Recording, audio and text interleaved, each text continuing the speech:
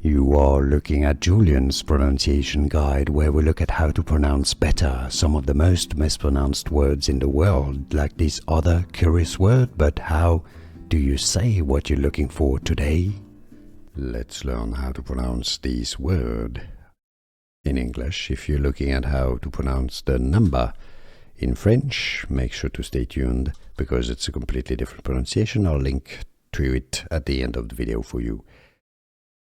In English, the pronunciation here is as sees, alright? I know the spelling makes it really confusing. Is it size or size?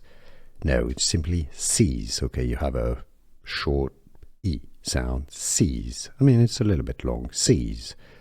That's how you say it, both British English and American English pronunciation. Sees.